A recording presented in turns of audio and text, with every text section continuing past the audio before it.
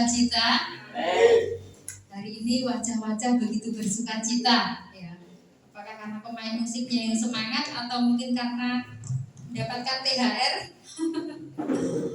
Haleluya. Hari ini masih dalam suasana pasca kebangkitan, ya, Bapak Ibu, di mana beberapa hari yang lalu, beberapa minggu yang lalu kita merayakan bersama-sama hari kebangkitan Kristus, ya. Jadi ada jeda waktu antara kebangkitan Tuhan itu sampai dengan dia naik ke surga, ya, itu ada 40 hari dari kebangkitan sampai dengan masa di mana Kristus itu kembali ke surga. Nah, di waktu jeda ini, ya, selama 40 hari ini Kristus menampakkan diri kepada banyak orang, ya. Ada sekitar 10 kali Yesus menampakkan diri, termasuk kepada murid-murid, juga orang yang di luar murid, ya, termasuk wanita-wanita yang pada saat itu dijumpai setelah Kristus bangkit dari kematiannya. Hari ini saya rindu kita semua menjadi orang yang mengalami kuasa kebangkitan Allah. Amin. Mari kita akan buka kitab Lukas pasal yang ke-24 ayat yang pertama sampai dengan ayat yang ke-12.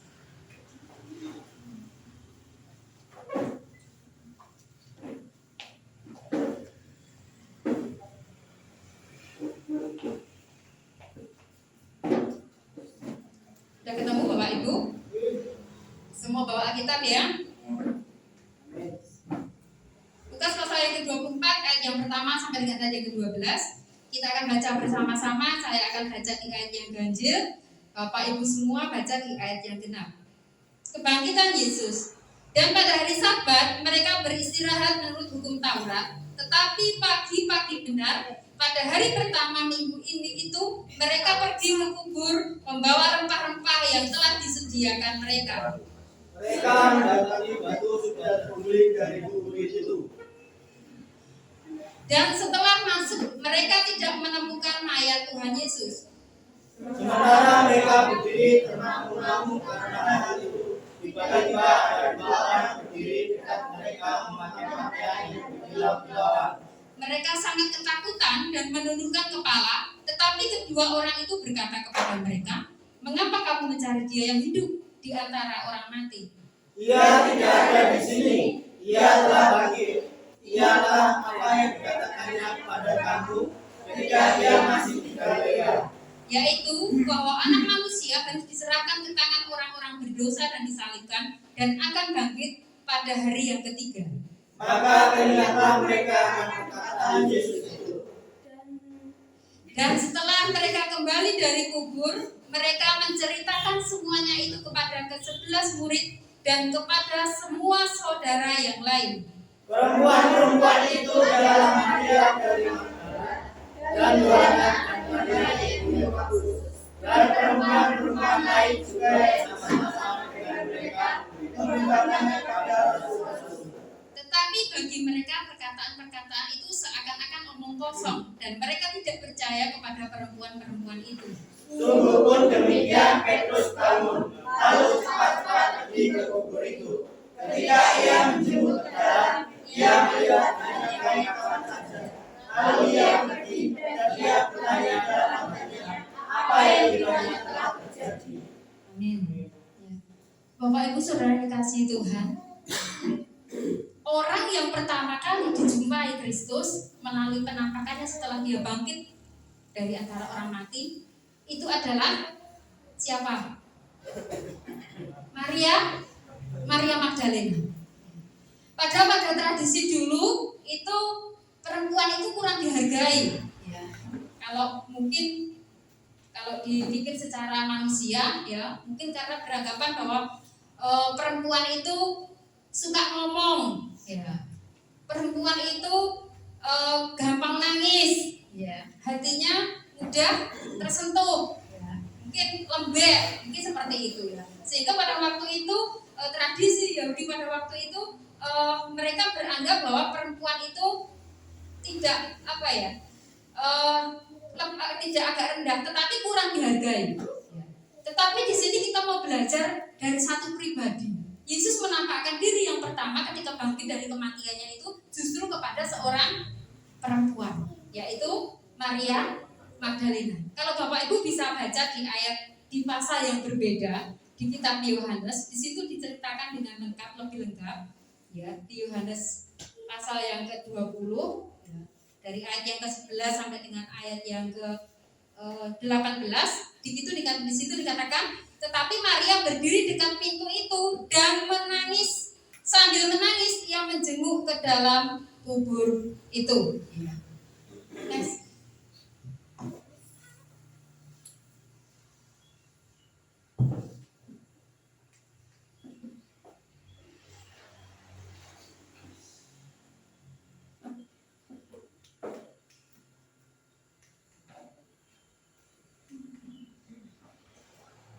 Bapak Ibu saudara dikasih Tuhan, di sini dikatakan bahwa pada hari pertama pagi benar, ya, ketika hari masih gelap, pergilah Maria Magdalena ke kubur itu dan ia melihat bahwa batu itu telah diambil dari kubur. Nah, ada tiga hal yang pagi hari ini bisa kita pelajari daripada kisah kebangkitan Yesus, ya. Yaitu yang pertama adalah di sini dikatakan bahwa Maria ini pagi-pagi benar, pagi-pagi buta, ya, bahkan hari masih gelap. Dia datang ke kubur Yesus. Ya. Kalau kita melihat latar belakang daripada Maria Magdalena, ya, Maria Magdalena itu adalah orang yang tahu persis, ya, jadi saksi hidup yang tahu persis dari proses penyaliban Yesus sampai dengan dia tahu di mana Yesus itu dikuburkan. Bapak Ibu di sini ada yang tahu Tuhan dikuburkan di mana? Di mana? Ada yang tahu? Siapa yang meminta mayat Yesus? Yusuf, orang Arimatea. Jadi Kristus diminta mayatnya oleh seorang yang bernama Yusuf Arimatea, itu kemudian dikuburkan di dalam taman yang dimiliki oleh Yusuf dari Arimatea. Jadi hal yang luar biasa, kejatuhan manusia pertama kali di dalam dosa itu juga terjadi di Taman Eden. Itu diawali juga dari bujuk rayu iblis yang kena siapa dulu? Perempuan terlebih dahulu. Hawa yang lebih dahulu kena bujukan daripada si iblis, sehingga mengakibatkan menarik juga untuk suaminya yaitu Adam, sehingga mereka sama-sama jatuh ke dalam dosa. Tetapi yang pertama kali itu adalah Hawa, perempuan ini. Di sini juga ada hal yang mungkin itu sudah dalam satu rencana Tuhan. Jadi dosa atau kejatuhan dosa itu diawali dari Taman Eden. Dan Kristus pun ketika dia mati, itu dia juga dikuburkan atau dimakamkan di sebuah taman milik daripada Yusuf dari Arimatea. Nah, Bapak Ibu sudah kasih Tuhan, saya hanya ingin mengambil benang emas daripada awal manusia jatuh ke dalam dosa sampai dengan Kristus dimakamkan. Itu adalah bahwa Allah ingin memulihkan hubungan antara manusia itu dengan Allah. Mereka yang tadinya jatuh ke dalam dosa dari manusia yang pertama kali dipulihkan melalui apa? Kematian Kristus. Dia mati untuk menebus dosa kita sehingga menjadi apa? Hubungan antara Allah dengan manusia itu dapat terjalin kembali. Kita kembali kepada firman Tuhan di sini bahwa pagi-pagi benar Maria Magdalena ini datang ke kubur Kristus. Jadi ada satu berkat yang disediakan bagi orang yang bersegera mencari Yesus. Pagi-pagi benar itu orang masih kayak yang tidur, apalagi kalau musim dingin. Lebih enak kalau tidur pakai selimut. Kalau pagi-pagi benar, disuruh untuk bangun, disuruh untuk berdoa pagi, disuruh untuk bersaat teduh. Kira-kira semua sudah melakukan Bapak Ibu? Puji Tuhan. Mas Dimas mungkin karena dia kerja kan pulangnya pagi, jadi langsung saat teduh. Ya Mas Dimas.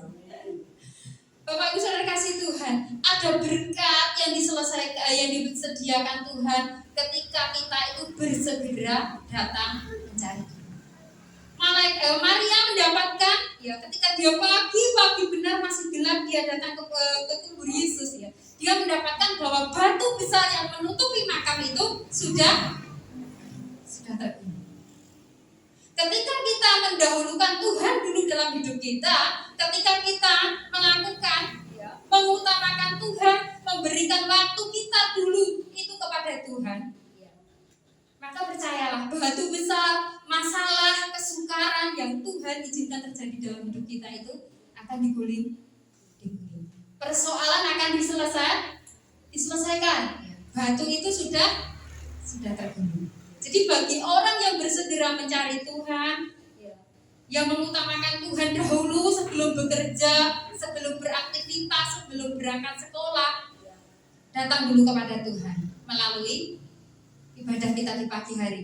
Di situ dikatakan bahwa kita akan diberikan kekuatan untuk kita bisa melewati setiap persoalan. Bahkan batu besar itu sudah digulingkan. Ya, jadi yang pertama adalah ketika kita bersegera datang kepada Tuhan, persoalan itu akan diselesaikan. Kemudian yang selanjutnya, mereka akan melihat kemuliaan Allah. Jadi Maria Magdalena ini ya, sebelum dia menjadi pengikut Kristus, dia adalah orang yang terikat oleh tujuh roh jahat. Dan juga beberapa orang perempuan yang telah disembuhkan dari roh-roh jahat atau berbagai penyakit, yaitu Maria yang disebut Magdalena yang telah dibebaskan dari 7 roh jahat. Jadi kehidupan daripada Maria Magdalena ini sebelum dia menjadi saksi Kristus, dia adalah orang yang terikat dengan 7 kuasa roh jahat. Jadi ada keterikatan yang mengikat daripada Maria Magdalena ini sebelum dia bertemu dengan Kristus.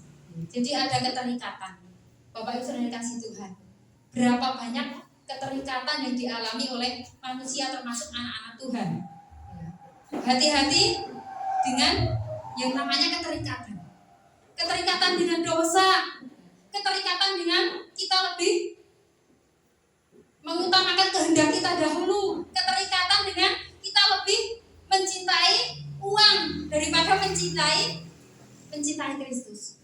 Firman Tuhan mengatakan bahwa akar dari cinta uang itu adalah akar dari segala dosa. Cinta uang itu merupakan akar dari segala kejahatan atau segala dosa. Karena apa? Untuk mendapatkan uang banyak orang melakukan banyak hal.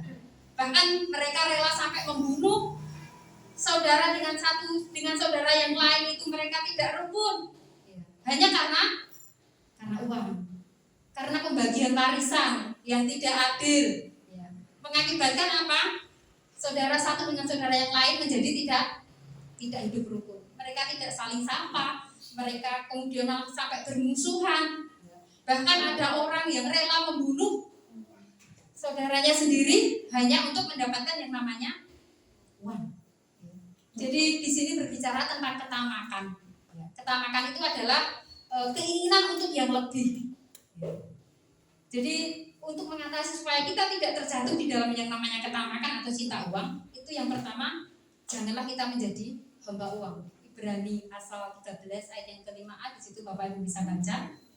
Janganlah kita mencintai uang itu lebih dari Tuhan. Harus Tuhan yang terutama. Seperti tadi Maria Magdalena pagi-pagi benar dia mendahulukan Tuhan dulu dalam hidupnya, sehingga dia mengalami yang namanya hidup ditolong oleh Tuhan sampai dia menjadi orang yang pertama dia dijumpai Kristus ketika Kristus bangkit dari antara orang mati. Jadi jangan menjadi hamba uang. Uang perlu, tetapi jangan sampai uang itu menjadi segalanya. Jangan sampai kita berhamba oleh uang. Kadang-kadang karena mengejar uang, kadang-kadang kita meninggalkan Tuhan, kadang-kadang kita meninggalkan ibadah. Allah tidak mau, Allah ingin supaya kita menjadikan dia yang prioritas, menjadikan dia yang nomor 1. Kemudian supaya kita tidak terjatuh di dalam yang namanya ketamakan, itu juga 1 Timotius 6 ayat yang ke-6 di situ mengatakan supaya apa? Memiliki rasa cukup. Orang yang memiliki rasa cukup Bapak Ibu, meskipun gajinya itu 1 juta per bulan, meskipun gajinya mungkin cuma berapa per bulan, disertai dengan ucapan syukur, dengan rasa cukup, itu akan menjadikan kecukupan. Tetapi meskipun gajinya 5 juta per bulan, tetapi ketika dia tidak disertai rasa syukur, kemudian dia tidak memiliki rasa cukup, adanya juga kurang. Karena apa? Dia tidak bisa mensyukuri berkat yang Tuhan berikan. Dia tidak bisa mengelola keuangannya itu dengan baik. Jadi lebih besar pasak daripada tiang. Kalau Mas Dimas bahasanya bergayalah sesuai dengan isi dompet, seperti itu. Tidak ya Bapak Ibu. Jadi harus memiliki rasa cukup. Seberapapun berkat yang Tuhan berikan itu menjadikan suatu kecukupan. Kemudian juga ada keterikatan yang lain. Kalau pada waktu itu Maria Magdalena terikat dengan 7 roh jahat, mungkin saja hari-hari ini kita bisa saja terikat dengan segala sesuatu yang bersifat duniawi, termasuk mencintai uang, termasuk keterikatan dengan apa? Dengan hal-hal yang membuat kita itu kecanduan. Sekarang itu media sosial, HP, laptop, itu banyak sekali. Kadang-kadang di waktu anak-anak kecil itu mereka melihat baru ada permainan atau apa itu biasanya ada iklan hal yang tidak senang. Anak-anak muda mereka ada keterikatan di dalam suka menonton video porno. Jadi hari ini kalau di HP kita ada hal yang tidak pantas, maka HP kita perlu untuk dibaptis, dimasukkan ke dalam air. Jadi keterikatan akan hal-hal yang bersifat dosa itu sangat menghambat untuk kita itu bisa menerima atau melihat kemuliaan Allah. Jadi untuk mengikut Yesus itu kita harus berani melepaskan keterikatan. Harus berubah. Seorang pelari tidak akan bisa lari cepat kalau dia lari sambil menggendong 50 karung beras. Kira-kira bisa tidak? Ya, dia akan terbungkuk-bungkuk, dia tidak akan segera bisa sampai. Karena apa? Larinya sambil membawa beban yang berat. Dosa itu kalau dalam bahasa dalam Alkitab terjemahan bahasa Inggris itu parasit atau benalu. Jangan sampai biarkan dosa itu menjadi parasit atau benalu yang memenuhi pikiran kita, yang akan menggerogoti pemikiran kita. Jadi kita harus bisa melepaskan keterikatan dari dosa yang masih membelenggu kita. Kita loh Bapak Ibu, bukan Bapak Ibu, tetapi juga saya. Jadi hari ini mari kita mengoreksi diri kita. Apa kira-kira yang menjadi kita itu masih terikat di dalam suatu kuasa yang kita itu belum bisa lepas? Mungkin kita masih terikat dengan roh perjudian, kita terlibat dengan roh perzinahan, percabulan. Mungkin kita terikat dengan hal-hal yang kadang-kadang kita hidup di dalam dosa. Nah pagi hari ini Allah ingin supaya kita menjadi orang-orang yang berbeda, bisa melepas atau terlepas dari yang namanya keterikatan akan dosa. Saudara sepupu kita Bapak Ibu besok merayakan hari kemenangan setelah 30 hari mereka berpuasa. Besok merayakan hari kemenangan. Tapi kita anak-anak Tuhan, setiap hari kita akan selalu menang bersama-sama. Jadi harus bisa Bapak Ibu melepaskan keterikatan. Orang yang bisa melepaskan keterikatannya, dia akan dibebaskan sehingga dia akan lebih dulu bisa menerima yang namanya kebenaran. Karena apa? Pikirannya, rohaninya itu akan dibukakan. Jadi pulang dari tempat ini Bapak Ibu harus ada yang berbeda. Amin. Kita datang mungkin dengan terikat dosa banyak yang masih mengikat kita sampai kita keberatan. Tetapi hari ini kita pulang dari tempat ini, kita mau belajar satu persatu keterikatan itu akan kita lepaskan. Jadi syarat untuk mengikuti Yesus itu kita harus apa? Dibebaskan dari setiap keterikatan akan dosa. Berani berubah Bapak Ibu, berani tampil beda. Ada sebuah bukan ilustrasi, tetapi ada sebuah hal yang bisa dilakukan praktek ya. yang mungkin bisa mengingatkan Bapak Ibu semua, sehingga kita bisa ingat sampai nanti, oh kemarin itu ternyata ada kejadian seperti ini. Saya minta tolong untuk ada 2 ibu-ibu bisa datang ke depan dan 2 bapak-bapak bisa datang ke depan, jadi 2 pasang. Daripada tidak ada yang maju, saya tunjuk saja ya Bapak Ibu. Saya minta untuk Nehemia sama Mas Eko Prasetyo bisa maju ke depan sini. Kemudian Ibu Warsi dan Ibu Kenti bisa maju ke depan.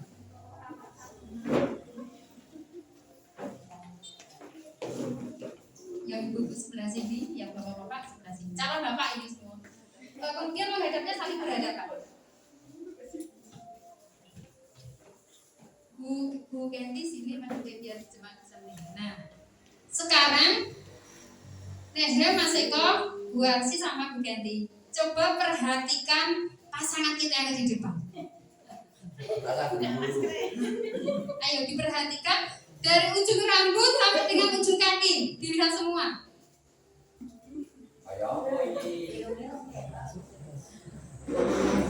Gimana? Sudah hafal ya?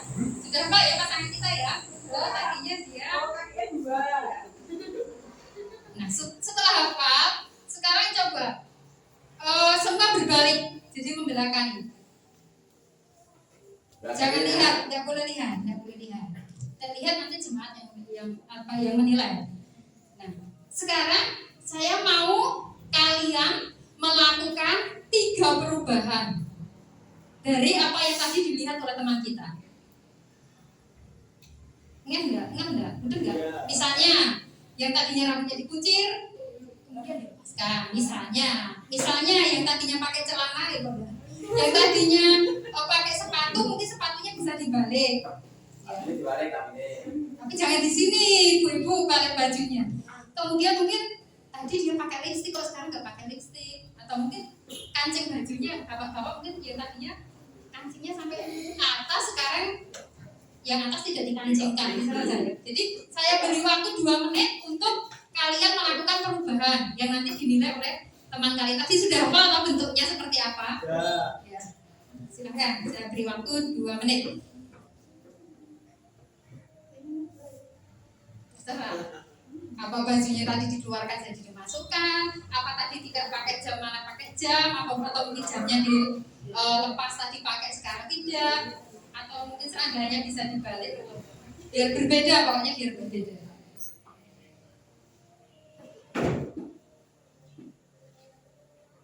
Jaga kaca sayangnya ya.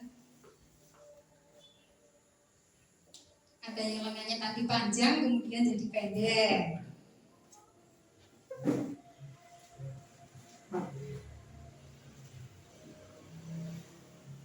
Satu menit lagi. Harus 3.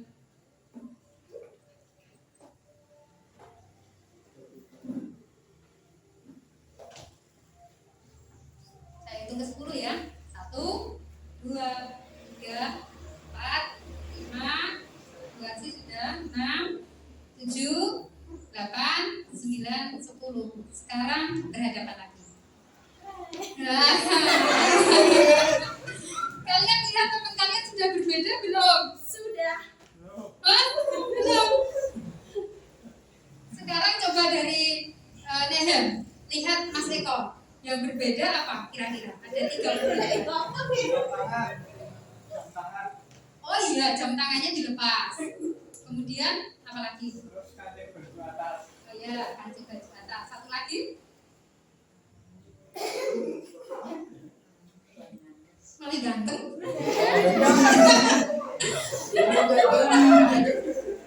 Tetap ganteng. Kalau yang ganteng yang dia tidak tertinggal. Ayo satu lagi. Ada kok satu lagi ya. Gak tahu. Jadi dapat 2. Ya. Terus nih kau masih kau lihat Nehem apa yang berubah nih? Apa yang berubah?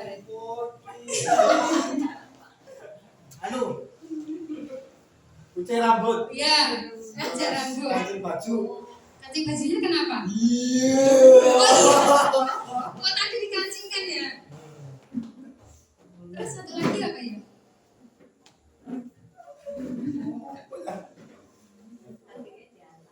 Apa bajunya tadi dimasukkan? Enggak ya? Enggak, baju enggak. satu lagi. Cuma dua? Ya. Dua yang didapat ya. Sekarang ke yang ibu-ibu. Ya, itu dimasukin. Terus apa lagi? Rambutnya kayaknya pengen dimasukin ya. Rambutnya dimasukin mana? Oh, baju, di dalam baju. Lagi mbak. Kuciran. Oh. Satu sen taruhnya. Dilingkis kan. Sini. Baju Tadi juga dilingkis kayaknya. Iya. Itu kayak apa? Asalkan bisa menyebutkan tiga menang. Asik aku berarti tadi. Nanti kalau bisa Bener. Satu, dua, dua, tiga. tiga. Tahu. Rambutnya masuk separuh. Oh. Sama enggak kayak gelang tuh tadi. Sekarang pakai. Kan tadi sudah disebutkan pakai gelang. Kan kuciran. Oh, nah itu gelang apa kuciran? Kuciran nih tahu kan Kak Agung. Itu kan juga bisa dipakai gelang, bisa dipakai kuciran. Ya sekarang Bu Warsi. Mau kuciran. Sekarang tidak. Tadi pas sekarang tidak. Apa? Masker. Oh iya. Sebalik ke tadi. Oh iya. Jadi tadi pakai masker ya berganti ya? Oh iya. Jadi Aku tiga menang. pakainya juga tiga. Yola ini kan kuciran. Kemana nanti hadiahnya ditransfer sama Bu Warsi. Ya silakan duduk. Jadi kita pagi hari ini sebagai orang-orang yang mengalami kuasa kebangkitan Tuhan, kita harus menjadi orang yang berbeda. Ya. Kita tadi melihat bagaimana teman kita, ya, yang tadinya datang dengan begini-begini, kemudian bertemu, kemudian ketika mereka berpisah, ya, ada satu perubahan. Nah, ini satu semacam kayak intermezzo saja ya. Jadi sebagai anak-anak Tuhan yang bisa mengalami dan mau mengalami kuasa kebangkitannya, kita harus menjadi orang-orang yang berbeda, melepaskan keterikatan kita. Paling tidak minggu ini dua. Amin Bapak Ibu. Dalam minggu ini harus ada dua hal yang mengikat kita, yang kadang-kadang membuat kita itu jauh dari Tuhan. Dua hal yang kadang-kadang membuat kita itu lebih memilih Dia, lebih mengutamakan Dia daripada mengutamakan Tuhan. Saya tidak mau menghakimi di sini karena yang patut menghakimi adalah Tuhan. Jadi saya menyerahkan kepada Bapak, Ibu, Saudara semua di sini lebih tahu. Pribadinya itu lebih tahu kira-kira apa yang menjadi saya itu masih terikat seperti Maria Magdalena ini ketika dia belum bertemu dengan Tuhan, yang membuat saya itu terikat sehingga saya itu tidak bisa melakukan kehendak Tuhan. Yang tahu adalah pribadi Bapak Ibu masing-masing. Kalau yang besok yang akan merayakan hari kemenangan, ya, mereka bisa mengampuni, ya, saling memaafkan. Jadi Bapak Ibu juga, ya, setiap saat, setiap waktu kita harus bisa memiliki yang namanya pengampunan. Kita yang tadinya terikat, saya tidak bisa mengampuni dia Tuhan. Dia sudah menyakiti hati saya Tuhan. Dia sudah membuat saya itu jatuh. Dia itu sudah membuat hidup saya itu sengsara. Saya tidak bisa mengampuni itu. Tapi hari ini kita mau berani untuk melepaskan yang namanya pengampunan. Kita harus bisa terbebas dari keterikatan akan dosa. Pulang dari tempat ini bisa memberikan pengampunan. Datangi orang yang telah menyakiti kita, Bapak Ibu. Kalau perlu belikan sate. Ya, kalau perlu belikan bakso, antar ke rumahnya. Ya. Kalau di Gua Ampora itu yang penting niat kita sudah baik. Yang penting niat kita sudah kita mau mengampuni orang yang telah menyakiti kita. Siap Bapak Ibu? Siap meninggalkan keterikatan dosa yang membuat kita itu kadang-kadang mengikat kita tidak bisa melakukan kehendak Tuhan. Belajar. Roh Kudus pasti akan memampukan, ya. Roh Kudus pasti akan memberikan yang namanya kekuatan. Mari kita mau datang kepada Tuhan.